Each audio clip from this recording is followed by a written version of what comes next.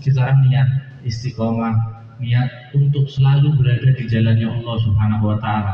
Jaga sholat yang benar, jaga hubungan kita dengan Nabi Muhammad yang benar, lewat sholawat, lewat dekat sama pewaris Nabi Muhammad, lewat para habaib dzurriyyahnya Nabi Muhammad SAW. Semakin kuat insya Allah dunia dan akhirat enak. Allahumma barik lana fi Rajab wa Sya'ban wa ballighna Ramadan wa inna al-qiyam wa siyam wa tilawatil Qur'an wa husnul rahmah wal ghufran ala hadhihi niyyah wa ala kulli niyatin salah wa ila hadratin Nabi Muhammad SAW. Al-Fatihah. Amin Allahumma amin ya rabbal alamin. Asatipun dumateng tauhid wujud kaula aturaken. Allahumma shalli ala sayyidina Muhammad.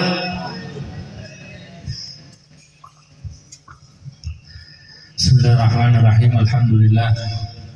Salatu wassalamu ala sayyidina Rasulillah Muhammad bin Abdullah wa ala alihi wa sahbihi wa man wala amma ba'd. Alhamdulillah, kita sekarang masih di bulan Rajab, insyaallah diberkahi. Allahumma barik lana fi Rajab wa Sya'ban wa ballighna Ramadan wa inna al-qiyam wa siyam wa tilawatil Qur'an wa husnul rahmah wal ghufran. Masih di bulan Rajab, insyaallah berharap dikasih berkah sama Allah Subhanahu wa Ta'ala. Ma baqiya min Rajab, yang masih ada di Rajab diberkahi sama Allah, dan terus sampai Sya'ban diberkahi, sampai nyampe bulan Ramadan insyaallah dalam keadaan sehat walafiat. Amin ya rabbal alamin. Makanya ketika Nabi Muhammad SAW ditanya, sahabat bertanya, gimana sih para tabi'in tanya sama sahabat, apakah dulu Nabi Muhammad muliakan bulan Rajab? Kata para sahabat, na'am yusyarrifu, iya Nabi Muhammad muliakan bulan Rajab. Gimana muliakan bulan Rajab? Tidak ada bulan yang lebih banyak Nabi Muhammad puasa di bulan selain bulan Ramadan melebihi bulan Rajab. Diisi dengan banyak ibadah sama Nabi Muhammad SAW. Banyak amal soleh, itu bentuk muliakan. Kita bulan Rajab bulan mulia, bulan agung. Gimana muliakannya? Muliakannya diisi dengan hal-hal mulia, dan tidak ada yang lebih mulia melebihi ibadah. Tidak ada yang lebih mulia melebihi nuntut ilmu, belajar ilmu agama. Hadir majelis ini insya Allah bentuk kita dalam rangka mengisi bulan Rajab dengan hal-hal yang mulia, ta'zim kita sama bulan Rajab. Al-ilmu asna sa'irul a'mali, ilmu itu yang paling agung di antara amalan-amalan ibadah. Makanya di antara kita muliakannya banyak ibadah, dia belajar ilmu agama, hadir majelis. Karena sebagaimana orang muliakan bulan Rajab dengan ibadah itu mulia, pahalanya banyak, maka sebaliknya kalau dia tidak memuliakan benar bulan Rajab, dia tidak muliakan benar, ini malah bahaya. Tidak menghormati, tidak muliakan gimana, malah dia isi dengan maksiat kepada Allah Subhanahu wa Ta'ala. Na'udzubillah min dzalik. Kalau muliakan dengan taat, menghinakan berarti dengan maksiat. Makanya Allah sebutkan ketika Allah ceritakan bulan-bulan mulia ini, minha arba'atun hurum, di antara 1 tahun ada 4 bulan mulia, fala tadzlimu fihinna anfusakum, kata Allah. Jangan kalian zalimi diri kalian pada bulan-bulan ini. Maksudnya apa jangan zalimi diri kalian? Ada orang menusuk dirinya sendiri, ada orang membakar dirinya sendiri. Kata Allah, jangan zalimi diri kalian. Sedangkan kita mungkin sering dengar orang zalim orang lain, mukul, zalimi orang lain, ngambil duitnya orang lain, zalimi orang lain, musuk, zalimi orang lain. Tapi ini zalimi diri sendiri gimana? Ada yang kata Allah jangan zalimi. Memang tidak ada yang mau menzalimi dirinya sendiri, cuma kadang mereka tidak sadar padahal dirinya lagi zalimi dirinya sendiri. Dengan apa? Dengan maksiat, kata para ulama. Maksud menzalimi diri sendiri dengan maksiat. Dengan maksiat dia berarti dia dengan sengaja dirinya diantarkan ke nerakanya Allah, naudzubillah min dzalik. Siap untuk disiksa, naudzubillah min dzalik. Makanya kata Allah ditegaskan di bulan-bulan mulia, fala tadzlimu fihinna anfusakum. Jangan berbuat maksiat kepada Allah Subhanahu wa Ta'ala, karena bahaya. Makanya di antara mulia akan insya Allah sebagaimana hadir majelis istiqomah. dalam majelis ini insya Allah punya hasil buah sendiri, keberkahan diberikan oleh Allah Subhanahu wa Ta'ala. Ibnu Umar mengatakan orang kepingin dapat berkah di bulan Rajabnya, sekarang mikir sendiri apakah berkah bakal didapat kalau dia malah tidak hadir majelis, apakah berkah bakal didapat kalau dia tidak ibadah semangat di bulan Rajab, tidak rajin beramal soleh di bulan Rajab, apakah berkah bakal didapat kalau di rumahnya maksiat masih dengan mudah tidak diingatkan, tidak disuruh untuk taubat? Apakah keberkahan bakal didapat kalau dia belum ingat untuk istighfar kepada Allah Subhanahu wa Ta'ala?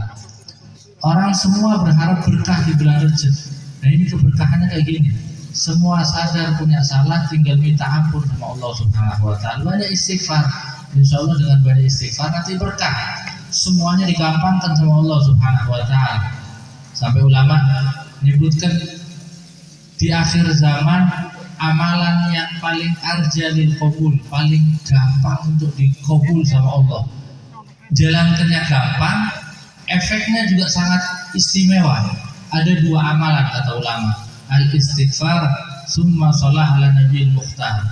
Istighfar dan sholawat kepada Nabi Muhammad SAW. Nah, ini istighfar paling penting kata Nabi Muhammad, tuba liman wajada fi sahifatihi istighfaran katsiran. Orang nanti bakal senang, bakal beruntung ketika di hari kiamat dikasih catatan amal isinya istighfar semua, bakal senang, bakal beruntung. Makanya di akhir zaman khususnya tinggal banyak istighfar aja enak. Karena pada hakikatnya orang sebejat apapun, sebanyak apapun maksiat yang dia lakukan, selagi dia masih beristighfar minta ampun kepada Allah dengan sungguh-sungguh, pasti diampuni sama Allah Subhanahu wa Ta'ala. Dalam ayat Al-Quran Allah sebutkan, wa may ya'mal su'an aw yadlim nafsahu summa yastaghfirillaha yajidillaha ghafurur rahim. Barang siapa yang beramal jelek, beramal buruk, au yadlim nafsahu, atau dia mendolimi dirinya sendiri, maksiat sudah, summa yastaghfirillah, kemudian dia masih mau minta ampun sama Allah, bakal dia dapati Allah Maha Pengampun, Maha Penyayang. Masih mau minta ampun sama Allah dengan benar, dengan penyesalan yang sungguh-sungguh, dengan hati yang niat untuk tidak mau berbuat maksiat lagi. Sebesar apapun perbuatan maksiatnya, dia bakal dapati Allah Maha Mengampuni dosa, bakal dia dapati Allah Maha Penyayang kepada hambanya. Makanya istighfar, kata Allah dalam Al-Quran, wa may yaghfiru dzunub illallah. Tidak ada yang ngampuni dosa kecuali Allah Subhanahu wa Ta'ala. Kata Allah, wa may yaghfiru dzunub illallah, tidak ada yang ngampuni dosa. Orang ngomong banyak dosanya, siapa yang bisa ngampuni dosa? Yang ngampuni dosa Allah Subhanahu wa Ta'ala. Dalam ayat lain Allah juga menyebutkan, Allah yaghfiru liman yasha wa yu'adzibu man yasha. Kalau kita mau mikir ngeremehkan dengan dosanya masing-masing, Allah bisa ngampuni dosa bagi siapa yang Allah kehendaki, dan Allah menyiksa bagi siapa yang Allah kehendaki. Orang berbuat maksiat antara dua, antara dia dapat ampunan atau tidak dapat ampunan, dan yang menentukan semuanya Allah yaghfiru liman yasha wa yu'adzibu man yasha.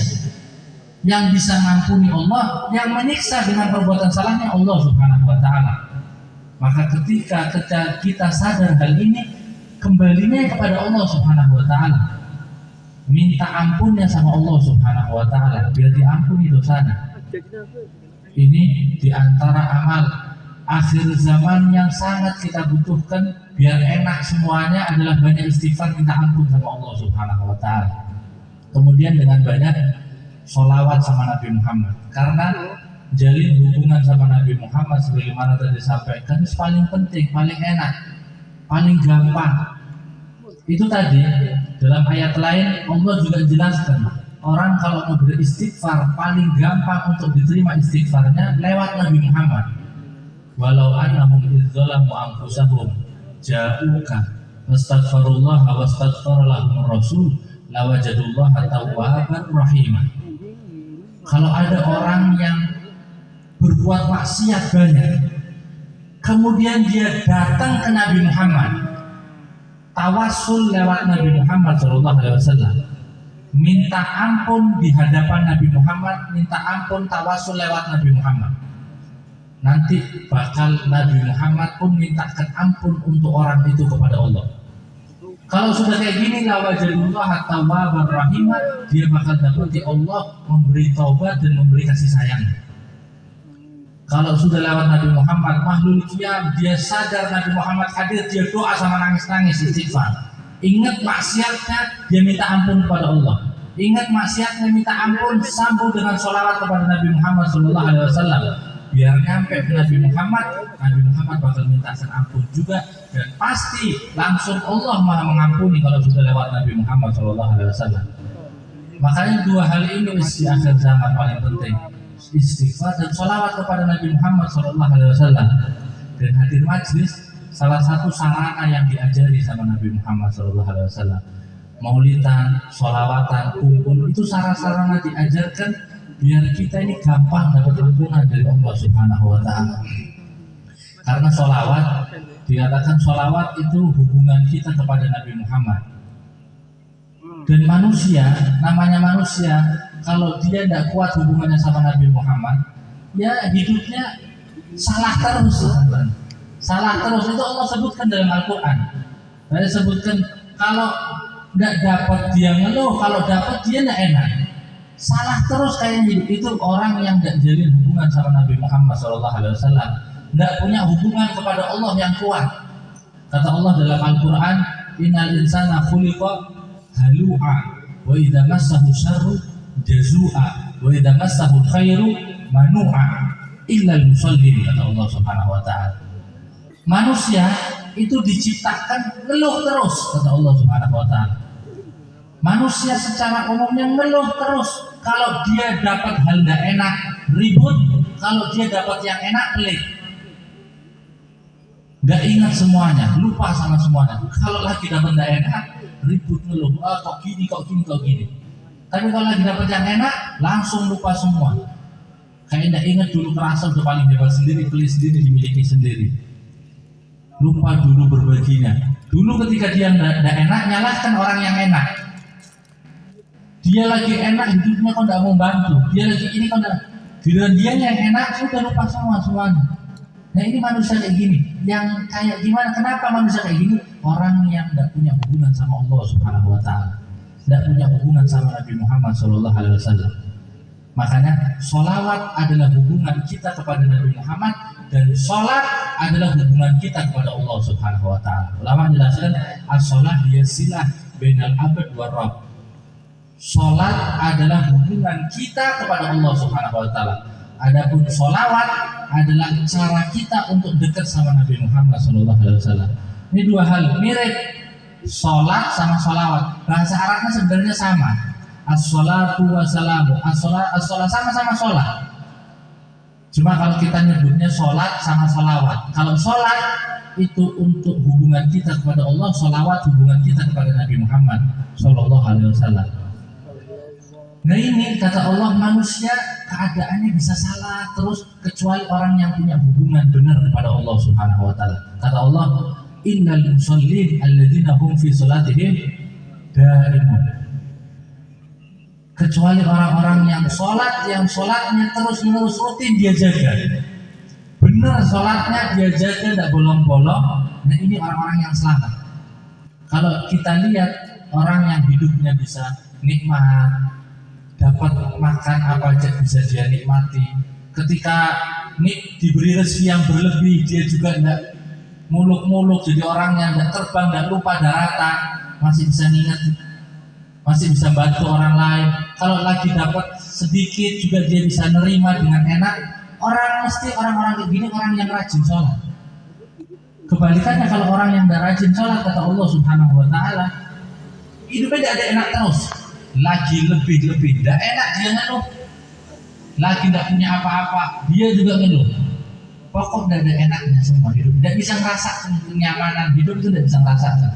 Karena sebenarnya nyamannya hidup itu bukan ditentukan dari berapa banyak yang kita pegang, apa yang kita pegang, tapi kenyamanan hidup itu adalah pemberian dari Allah Subhanahu wa taala, nikmat dari Allah Subhanahu wa taala. Makanya didapat orang apa kecuali kata Allah orang-orang yang sholat, yang sholatnya dia jaga terus, tidak ada bolong-bolongnya, dalam keadaan jamaah, dia belajar terus ilmu agama biar terus dekat sama Nabi Muhammad SAW. Orang-orang kayak gini tuh orang yang bakal enak dunia dan akhirat. Kalau yang banyak duitnya, kalaupun dia bisa merasakan enak, enaknya mentok cuma di dunia. Kalau dia tidak sholat, kalau masih bisa merasakan enak, enaknya tetap mentok di dunia. Padahal kalau kita lihat hakikatnya, yang sebanyak apapun duitnya, tetap gelisah hidupnya kalau dia tidak ada hubungan sama Allah Subhanahu wa taala. Makanya apalagi bulan Rajab ini, bulan ketika Allah berikan perintah sholat kepada Nabi Muhammad SAW. Isra Mi'raj, kejadian Isra Mi'raj, kejadian paling besar yang terjadi di dalam sejarah Islam di bulan Rajab terjadinya, yaitu kejadian Isra Mi'raj ini. Ketika Nabi Muhammad SAW diperjalankan oleh Allah untuk menerima perintah sholat ini. Padahal kalau mau kita pikir, sebenarnya gampang aja Allah ngasih perintah sholat kepada Nabi Muhammad dimanapun dan kapanpun. Tapi dibikin perjalanan yang ditempuh oleh Nabi Muhammad dari Masjidil Haram, Masjidil Aqsa sampai 7 lapis langit, sampai Sidratul Muntaha, terus sampai balik lagi ke kota Mekah. Salah satu di antaranya adalah menerima perintah sholat dari Allah Subhanahu wa taala. Dan jelas punya tujuan lain, yaitu mengajarkan ilmu kepada Nabi Muhammad SAW. Makanya orang kalau mau peduli sama belajar ilmu, itu hal yang paling bikin senang Nabi Muhammad SAW.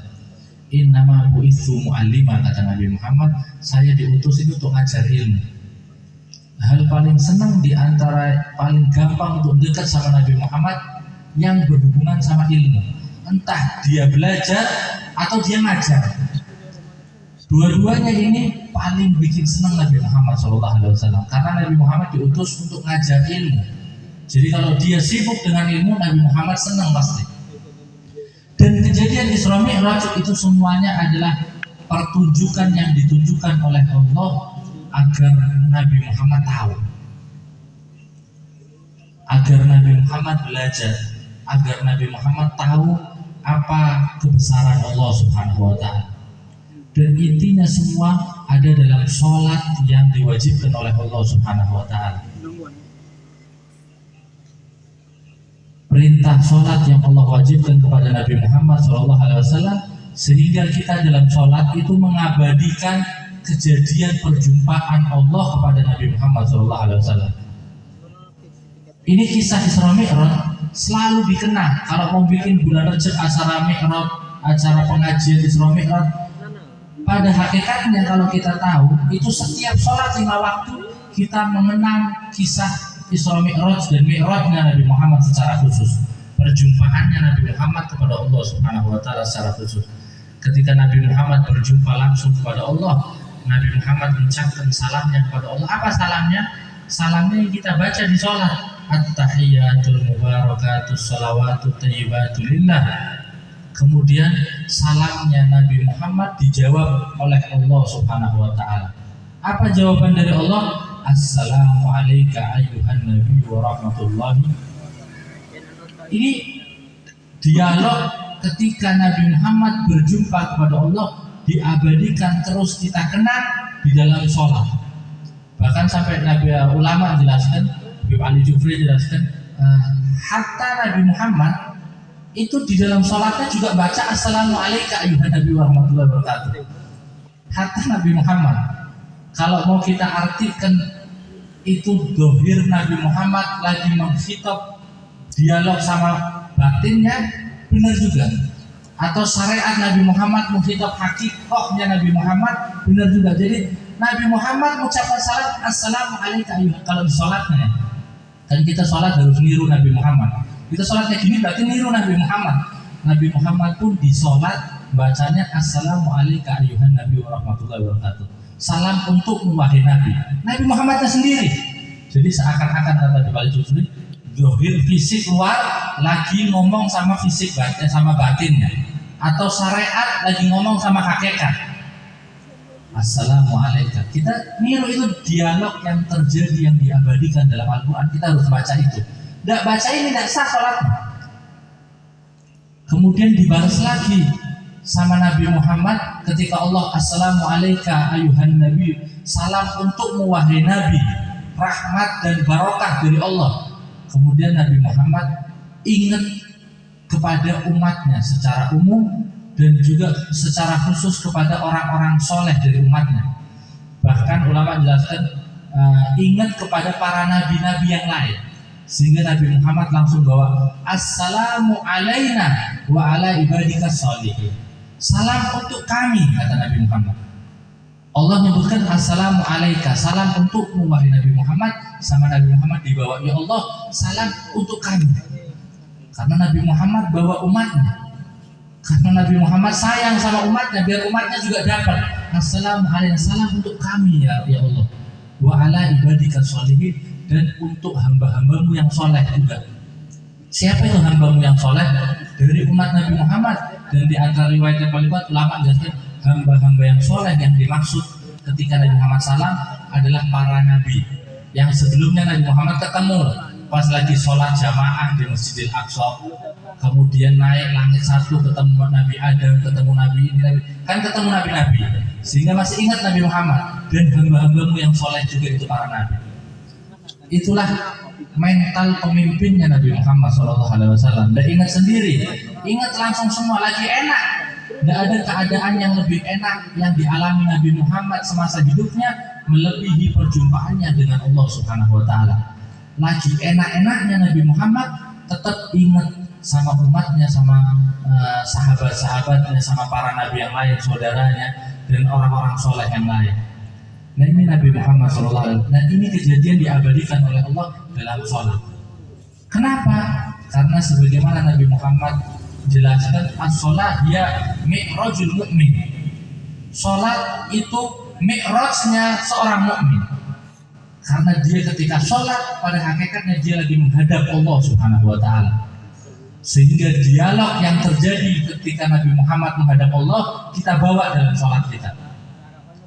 Karena kita lagi benar-benar menghadap Allah Subhanahu Wa Taala. Itu sholat.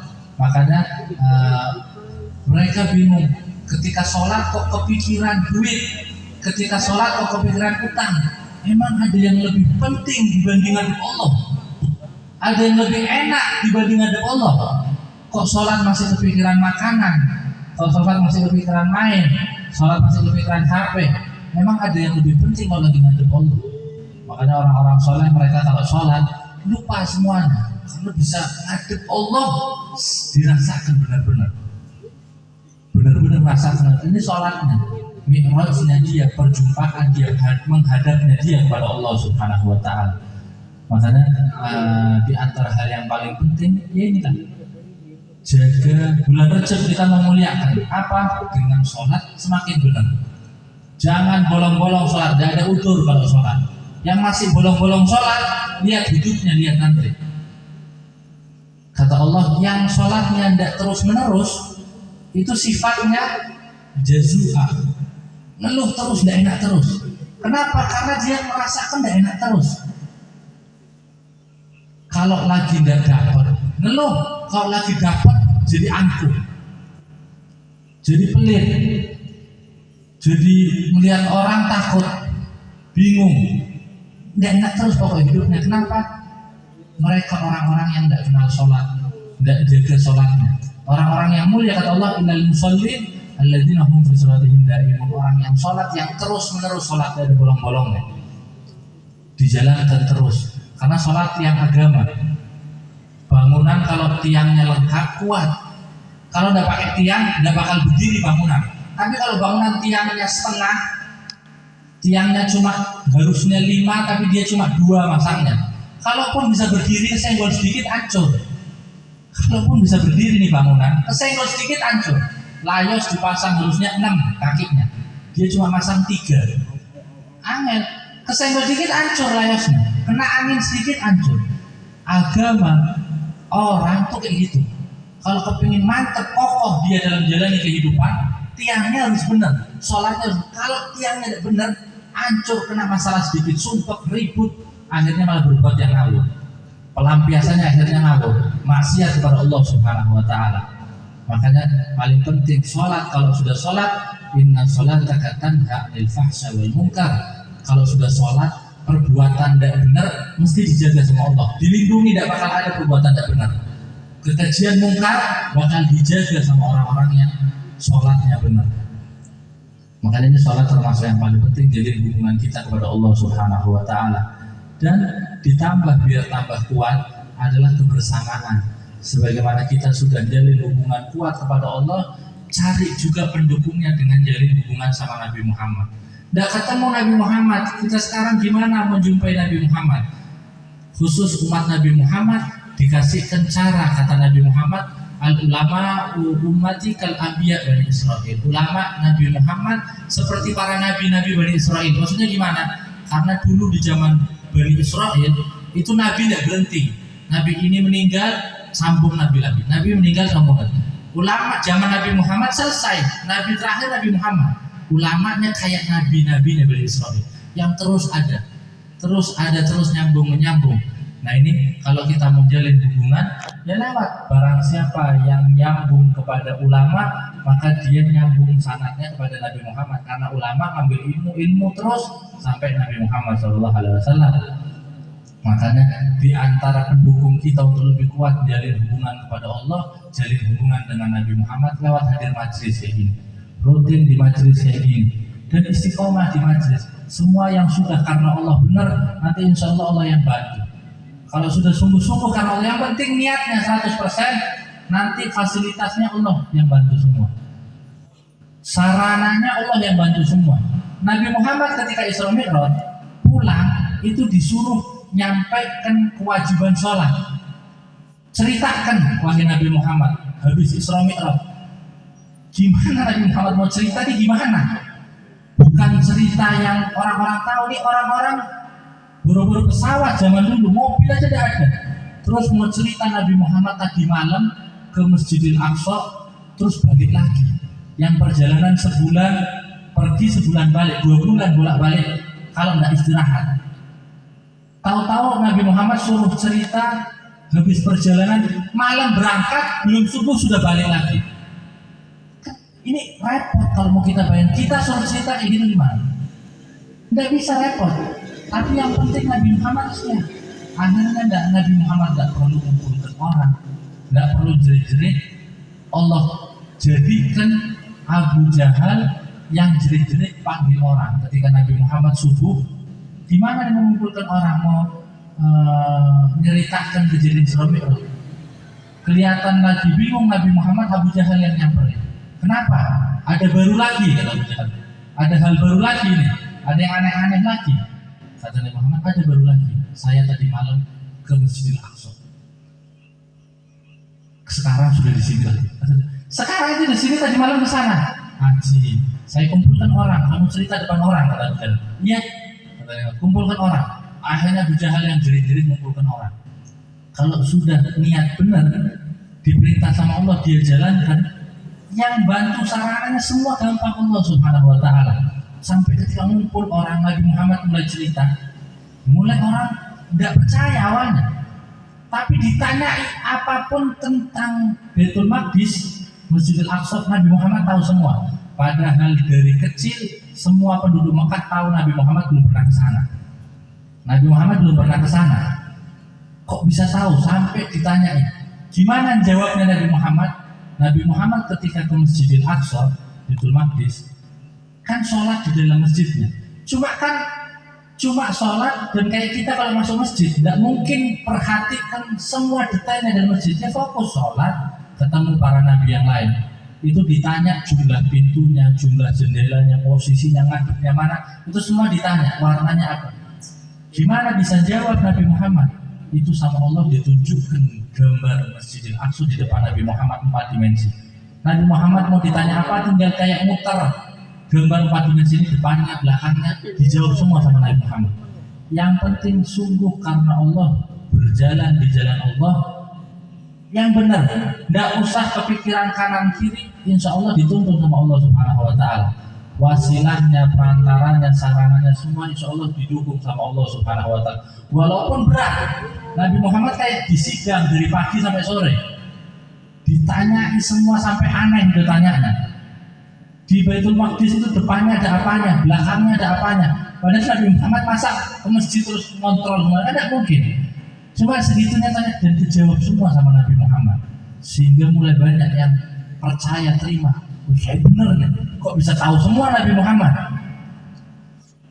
Nah ini perantara, wasilah, sarana dari Allah Subhanahu Wa Taala. Insya Allah kita niat istiqomah, niat untuk selalu berada di jalannya Allah Subhanahu Wa Taala. Jaga sholat yang benar, jaga hubungan kita dengan Nabi Muhammad yang benar, lewat sholawat, lewat dekat sama pewaris Nabi Muhammad, lewat para habaib dzurriyyahnya Nabi Muhammad SAW. Semakin kuat insya Allah dunia dan akhirat enak. Allahumma barik lana fi Rajab wa Sya'ban wa ballighna Ramadan wa inna al-qiyam wa siyam wa tilawatil Qur'an wa husnul rahmah wal ghufran ala hadhihi niyyah wa la kulli niyatin salah wa ila hadratin Nabi Muhammad SAW. Al-Fatihah.